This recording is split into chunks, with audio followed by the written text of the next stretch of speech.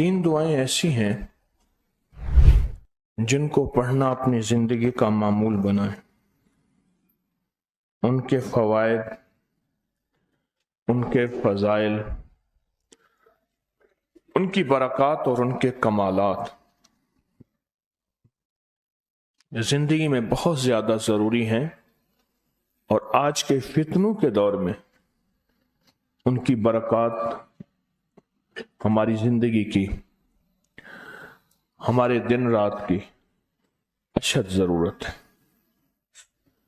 حدیث میں آتا ہے جو شخص نماز فجر کے بعد 3 مرتبہ سبحان اللہ العظیم و بحمدہ پڑھیں، سبحان اللہ العظیم و بحمدہ، سبحان اللہ العظیم و بحمدہ، سبحان اللہ العظیم و بحمدہ، جو پڑھے گا وہ 3 بیماریوں سے محفوظ رہے گا. اندھا نہیں ہوگا، کوڑ جلدی بیماریاں نہیں ہوں گی، اس کو جلد کی کوئی بیماری نہیں ہوگی، معذور نہیں ہوگا، فالج نہیں ہوگا. انسان ساری زندگی ایک دعا کرتا ہے، مولا بستر چارپائی کا محتاج نہ کرنا، کسی بندے کا محتاج نہ کرنا. منجے اور بندے کسی کا محتاج نہ کرنا. جو شخص فجر کی نماز کے بعد، جیسے کہ تسبیح خانے میں اس کا اہتمام اس لیے کرایا جاتا ہے کہ یہ ہماری طبیعتوں، مزاجوں، بولوں اور جذبوں میں آ جائے اور ہم اس کو روزانہ پڑھنے والے بن جائیں اور روزانہ پڑھنا اس کو اپنا معمول بنائیں. سبحان اللہ العظیم و بحمدہ،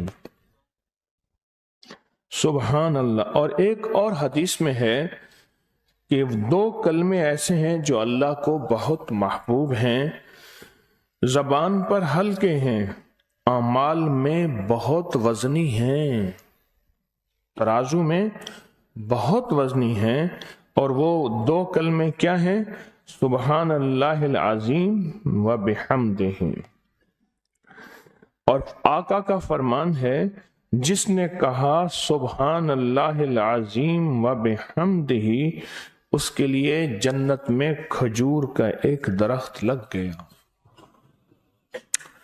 اور جس کے لیے لگا تو پھر وہاں جائے گا، کھائے گا. لگا میرے لیے، کھائے کوئی اور. سوچیں، جنت میں کھجور کا درخت لگا ہے تو اللہ پاک پھر اپنی رحمت اور قدرت کاملہ سے اس کو بھیجے گا اور وہ انشاءاللہ کھجور کھائے گا. یہ دعا اس لیے پڑھتے ہیں، ایک تو بیماریوں سے حفاظت، اندھے پن سے حفاظت، معذوری سے حفاظت، جلدی بیماریوں سے حفاظت. ایک تو اس لیے پڑھتے ہیں، اور ایک اس لیے پڑھتے ہیں کہ اس کے ایک دفعہ پڑھنے سے جنت میں اللہ کھجور کا ایک درخت لگا دیتا.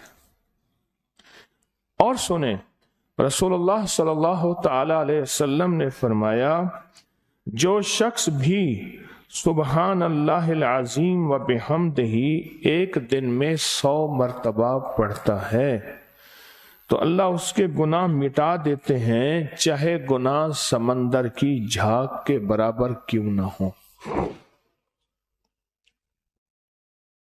ایک تسبیح جو شخص پڑھتا ہے.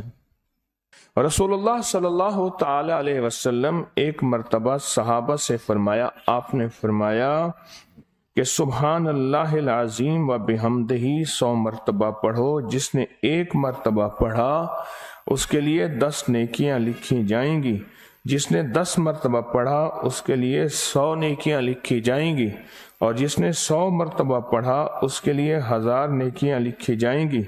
اور جو زیادہ پڑھے گا اللہ رب العزت اسے زیادہ عطا فرمائیں گے، اور جو اللہ سے بخشش طلب کرے گا تو اللہ ضرور اس کو بخشش عطا فرمائیں گے اور اللہ اس کو بخش دیں گے.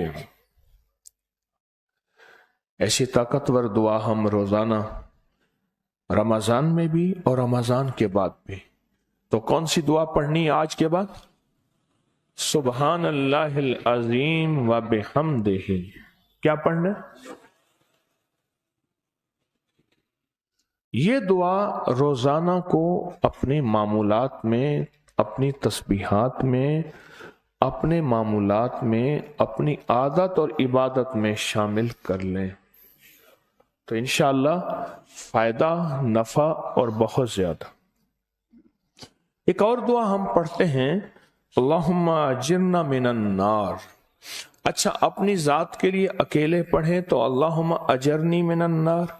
اگر مجمع کے لیے اکٹھا پڑھیں تو اللہم اجرنا من النار.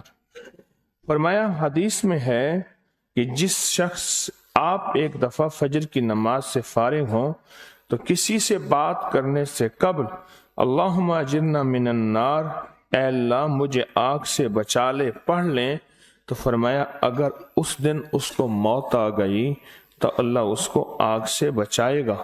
اور جو مغرب کی نماز کے بعد پڑھے گا، مغرب کی نماز کے بعد، تو اللہ پاک اگر اس کو موت آ گئی تو اسی رات اس کو اللہ پاک آگ سے بچائیں گے، آگ سے. اور حدیث میں آتا ہے جب تم فجر کی نماز پڑھو، فارغ ہو جاؤ تو یہ دعا 7 مرتبہ پڑھو. کون سی دعا؟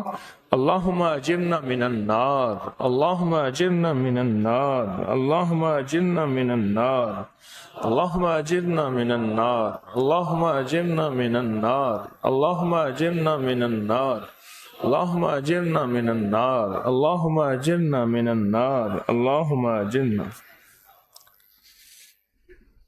یہ دعا بخار کا بہت زبردست علاج ہے، جس کو بخار نہ چھوڑتا ہو.